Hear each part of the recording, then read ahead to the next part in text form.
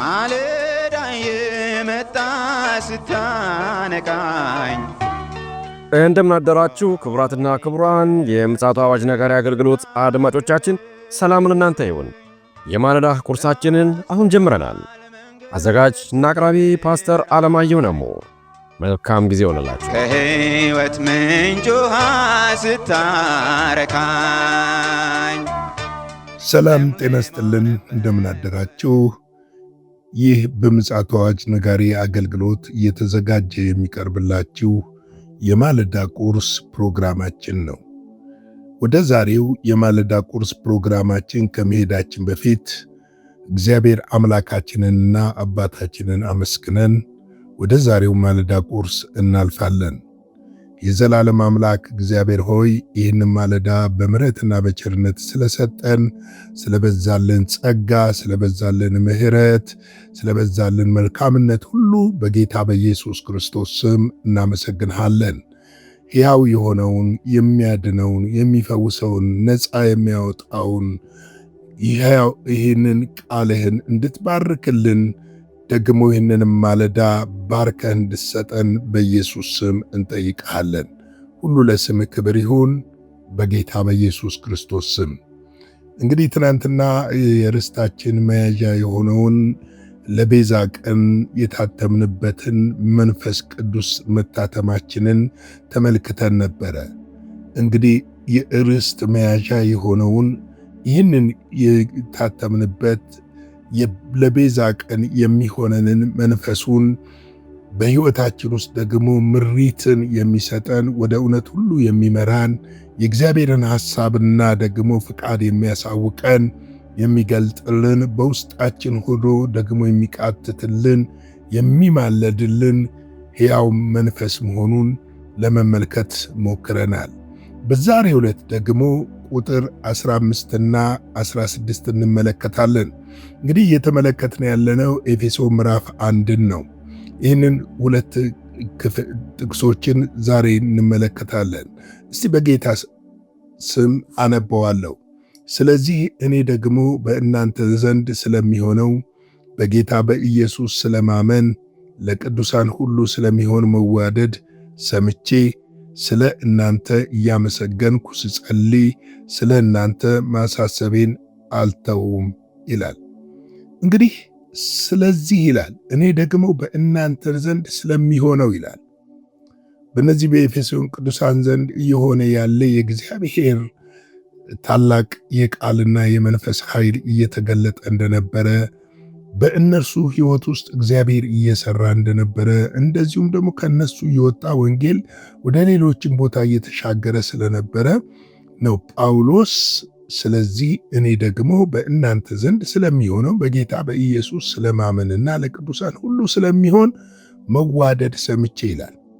እንግዲህ የወንጌል ትልቁ ቁልፉ ፍቅር ነው። ፍቅር ወደ ጨለማ ለሚሄዱት እንድንራራ፣ ፍቅር የሚጠፉትን እንዳይጠፉ ወንጌልን ለነሱ ማድረስ እንድንችል የሚረዳን ትልቁ መሳሪያ ነው። እርስ በራስ መዋደድ ሲኖር፣ እርስ በራስ መፋቀር ሲኖር ወንጌል እያሸነፈና የወንጌል ብርሃን እየደመቀ እየበራ ብዙዎችን ይወርሳል። ለምን? ፍቅር ሁሉ ስለሚያሸንፍ። ዛሬ ግን በቤተ ክርስቲያን መዋደድ ሳይሆን መናቆር ነው የምናየው። ይህን መናቆር የሚመጣው ደግሞ ከሁለት አቅጣጫ ነው። አንደኛ ከስጋዊ ምኞትና ከስጋዊ ፍላጎት የሚመነጭ ነው። ሁለተኛው ደግሞ ከአጋንንት ቤተ ክርስቲያን ሽባ እንድትሆንና በወንጌል የተሰጣትን ተልእኮ በአግባብና በስርዓት መፈጸም እንዳትችል ለማድረግ የሚሰራበት መንገድ ነው። ለዚህ ነው ለቅዱሳን ሁሉ ስለሚሆነው መዋደድ ሰምቼ ይላል። የሰማው መዋደዳቸውን ነው፣ ፍቅራቸውን ነው፣ ለወንጌል ያላቸውን ቅናት ነው፣ ለቅዱሳን ያላቸውን አክብሮት ነው። ለዚህ ነው እኮ ጌታ ኢየሱስ ክርስቶስ ይህንን ትእዛዝ ሰጣችኋለሁ፣ እርስ በራሳችሁ ተዋደዱ ብሎ የነገረን። እርስ በራስ መዋደድ የጌታችን የመድኃኒታችን ትእዛዝ ነው። የአዲስ ኪዳን ሕግ የሚባለው ደግሞ ፍቅር ነው። ፍቅር ነው። እንግዲህ እቺ ቤተክርስቲያን እርስ በራስ በመዋደድ ያሳዩትን ነገር ጳውሎስ ሰምቶ ስለነበረ ሲጽፍላቸው ይህንን ነገር በግልጽ ያስቀምጠዋል።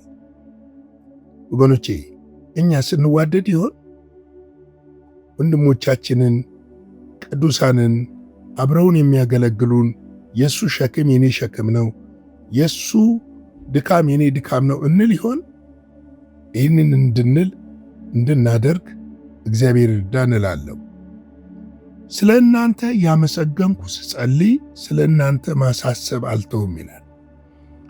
እንግዲህ ስለ ሌሎች መጸለይ ትልቅ በረከት ነው። ስለ ሌሎች መማለድ ትልቅ ኃላፊነት ነው። ጳውሎስ በተለያዩ የመጽሐፍ መልእክቶቹ ስለ ሌሎች ሲማልድላቸው እናያለን። ስለ ሌሎች ሲጸልይ እንመለከታለን።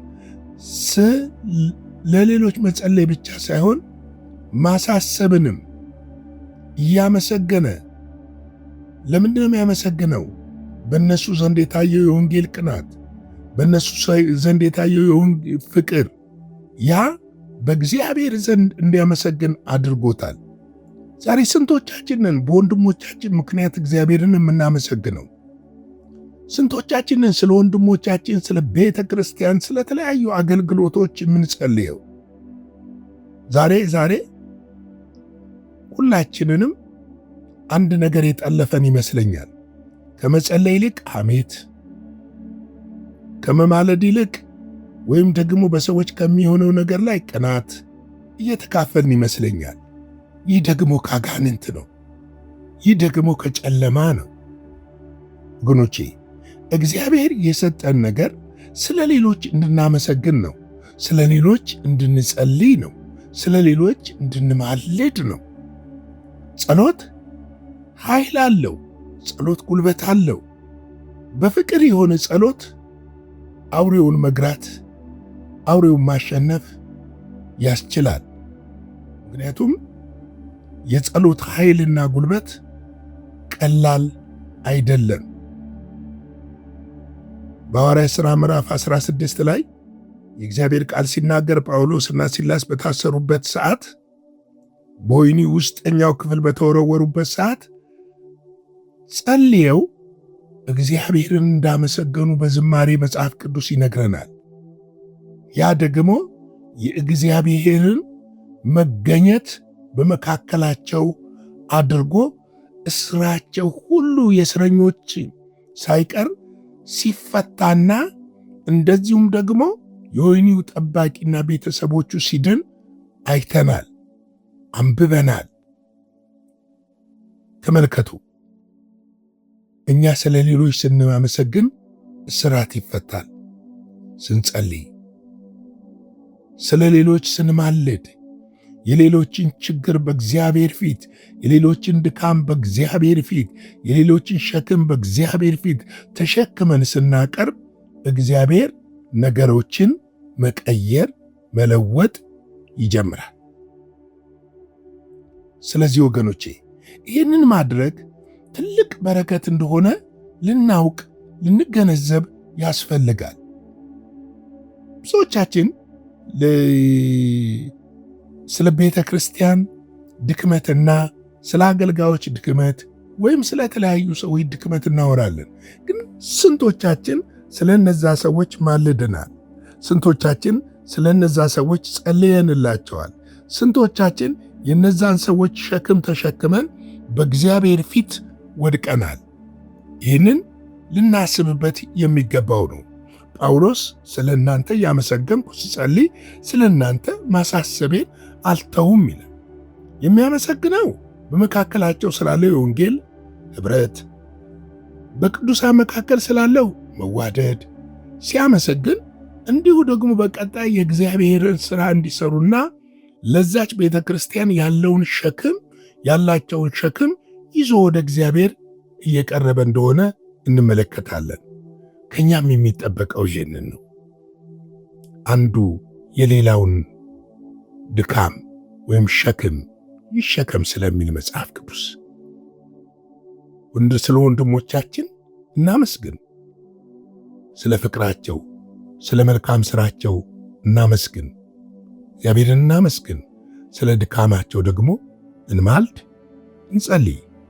ያ በእግዚአብሔር ቤት ውስጥ የከበረን ነገር በሕይወታችንም ያመጣልና ነው። እንግዲህ ቅዱሳን ወንድሞቼና እህቶቼ ለዛሬ ማለዳ ያለኝ መልእክት ይህንን ይመስላል። እንደተለመደው ላይክና ሼር ማድረጋችሁን፣ ኮሜንት መጻፋችሁን አትርሱ። እንግዲህ በነገው ፕሮግራማችን እስክንገናኝ ድረስ አጭር ጸሎት ልጸልይና አብረን ጸልየን እንጨርሳለን።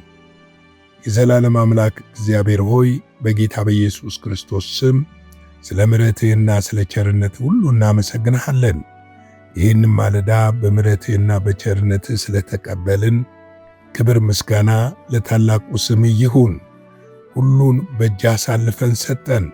ይህንን ቀን ባርክልን፣ ከክፉዎች ጠብቀን፣ በደምህ ሸፍነን። ያንተ እጅ ለሌሎች በረከት እንሆን ዘንድ በእኛ ላይ ይሆን ዘንድ በኢየሱስ ክርስቶስ ስም እንጠይቃለን። ሁሉ ለስምህ ክብር ይሁን፣ በጌታ በኢየሱስ ክርስቶስ ስም አሜን።